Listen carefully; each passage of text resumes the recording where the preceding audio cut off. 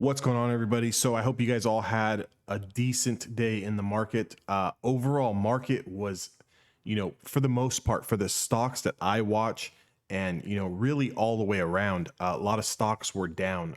S&P 500 was down. The Dow Jones Industrial was down. The Nasdaq 100 was down. The IWM was down. So all of the indices were down today. Predominantly, I'm a Nasdaq, a triple Q trader. So I'm going to be following, some of the biggest names that are in the Nasdaq 100. And it was, not a good day. So down about $5.81 on the day, 1.5%. First close below the 10-day moving average, going all the way back to about October, September, right in that area. Normally stocks are going to trade from supply to supply and demand to demand. You can see yesterday when we did lose that 5-day moving average that we did have potential down to 391.97, which was the 10-day moving average. We broke through that today and closed below the 10-day moving average. So just kind of going forward on what we can kind of expect, I do have a bias going into tomorrow, and my bias is sell bias. So I am predominantly, my watch list is going to consist of 6 stocks, and I am looking to short all of them to the downside. Now, if we do get some kind of dead cat bounce tomorrow, I will not be chasing any stocks to the long side, just due to the fact that as I go through these charts, I'm going to kind of show you the measured potential is to the downside. So even if we do get a little bit of a dead cat bounce tomorrow, I'm going to be looking maybe, a little bit later on in the day, perhaps Friday, for these stocks to, if they bounce, retrace, go through these pivots that I'm going to show you guys in just a second and try to play them to the downside. I was caught in an Amazon play today, and I'm just going to go over it very, very quickly. So I was looking at Amazon over this 35.95. And on the daily or on the hourly chart, we did have a linear regression supply at around 3,600. I know that with Amazon, normally these whole numbers are kind of a psychological level. So I was actually waiting for it to break that 3,600.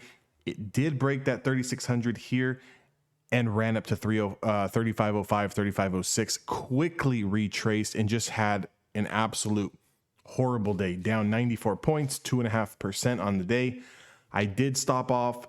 I did stop out for a loss. However, I was lucky enough to catch the flush on Nvidia, and I was also able to catch the initial flush on Tesla. However, Tesla, I'm very, very glad that I took my profits where I did. I was content and happy with them because shortly after, within the next 5 to 20 minutes after that, towards the end of the market, Tesla started to rally and continued to rally after hours. So Tesla's momentum looks strong going into tomorrow.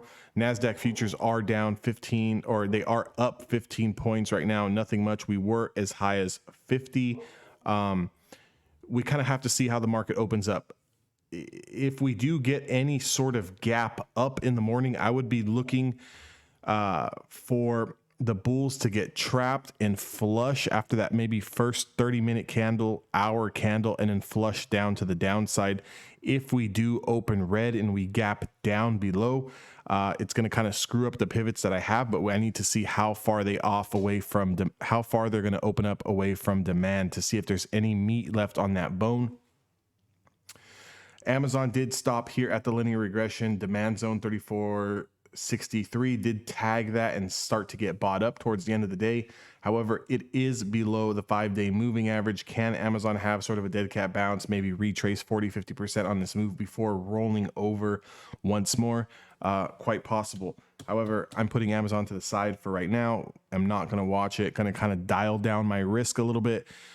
Go smaller position sizing on my options contracts, maybe, anywhere from 1 to 3, look for very small moves to the downside, kind of take those profits until this market kind of figures out what it wants to do. Today, we did have CPI inflation data numbers came out, highest inflation since 1990. I think they said there was more Evergrande news that came out. We also had a big IPO with Rivian come out. We also have talks with the president and possibly making a change at uh, the Fed chair with Powell. So is Powell going to continue to be, at the chair, or are we going to get a new chairman for the Fed? Market is a little bit uneasy. We are coming off all-time highs on a lot of stocks. The Nasdaq 100, SPY, and even the IWM have currently broken out, riding at all-time highs. So we did expect a little bit of a pullback. However, could there be more uncertainty and more fear in the market that drives it down a little bit lower? It's quite possible. And if that's the case, we want to be prepared on the long side as well as the short side.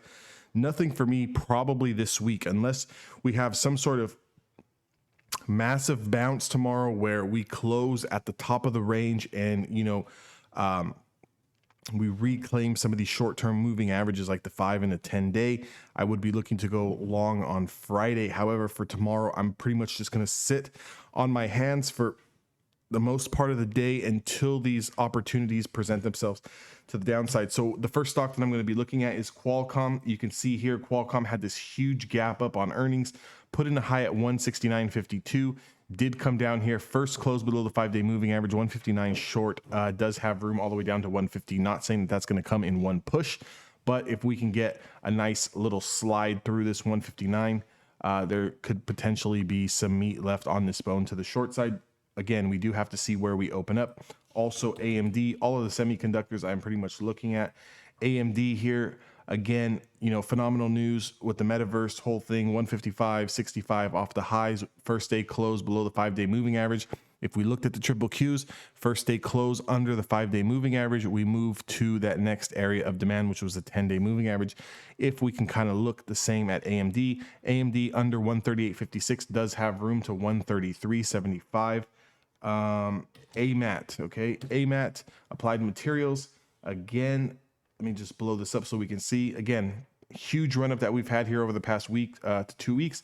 First close below the 5-day moving average and the linear regression. We do have room all the way down to 145.94 on the 10-day moving average. I'm looking to short it under 150, so under 150 for Amat. Nvidia is a short that I caught 2 days in a row.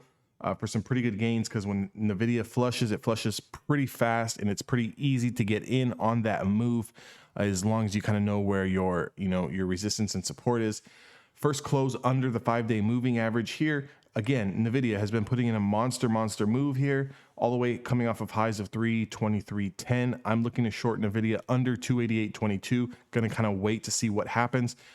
We could possibly put in a little inside bar day on this wick here, kind of chop around. But if we do get below this 288.22, we do have room down here to 280. So a possible trade on Nvidia. And if I could just kind of see here what else I had on my watch list. AMAT, Microsoft as well.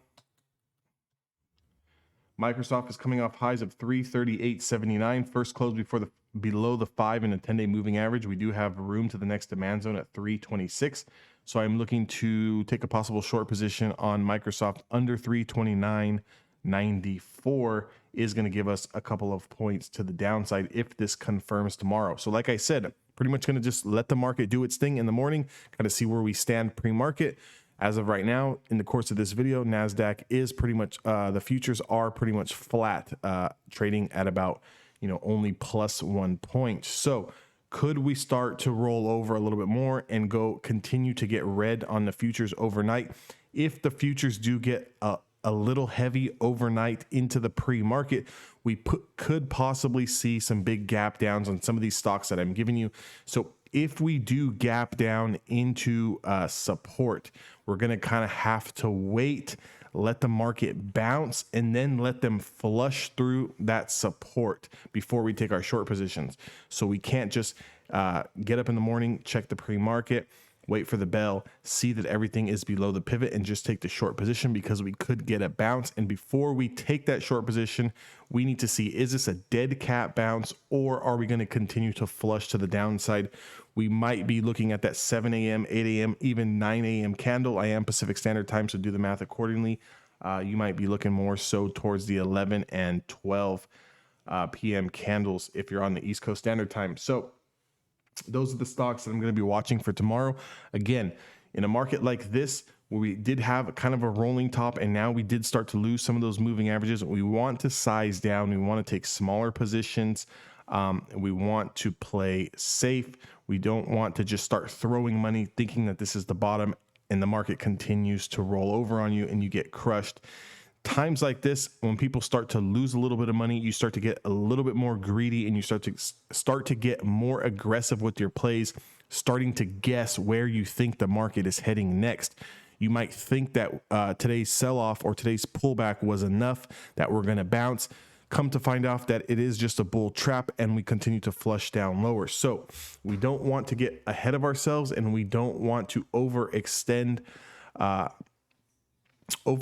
our cash flow on plays because we think that the market is heading higher or we think that the market is heading lower.